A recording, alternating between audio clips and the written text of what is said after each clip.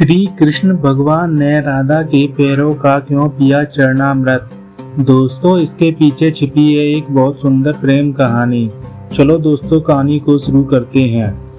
एक बार कन्हैया बहुत बीमार पड़ गए। उनके उपचार में कोई भी दवा या जड़ी बूटी काम नहीं आ रही थी।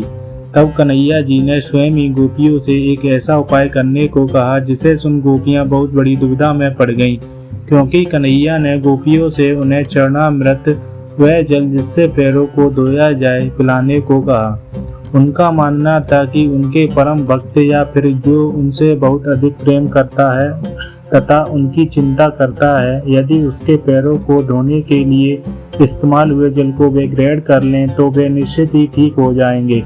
लेकिन दूसरी ओर गोपियां और भी चिंता में पड़ गईं, क्योंकि सभी गोपियां श्री कृष्ण की परम भक्त थीं, लेकिन उन्हें इस उपाय के निष्फल होने की चिंता सता रही थी।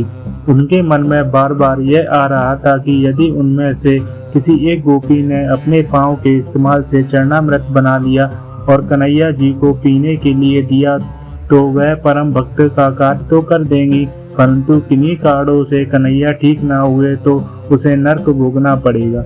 सभी गोपियां व्याकुल होकर श्री कृष्ण की ओर ताक रही थी और किसी अन्य उपाय के बारे में सोच रही थी कि वहां श्री कृष्ण प्रिय राधा आ गईं।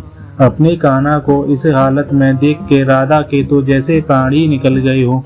जब गोपियों ने कृष्ण द्वारा बताया गया उपाय राधा को बताया तो राधा ने एक क्षण भी व्यर्थ करना उचित न समझा और जल्दी स्वयं के पांव धोकर चरणामृत तैयार कर श्री कृष्ण को पिलाने के लिए आगे बढ़ी।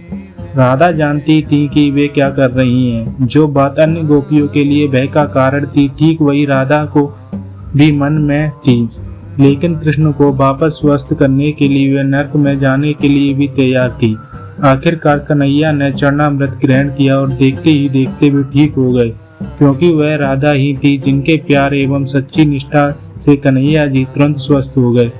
अपने कन्हैया को निरोग देखने के लिए राधा जी ने एक बार भी स्वयं के भविष्य की चिंता न की और वही किया जो उनका धर्म था। दोस्तों, इसी कारण राधा जी का नाम श्री कृष्ण जी के नाम से पहले लिया जाता है। दोस्तों, अगर वीडियो अच्छी लगी हो तो चैनल को सब्सक्राइब और वीडियो को लाइक, कमेंट और शेयर करना जरूर करें। धन्यवाद दोस्तों।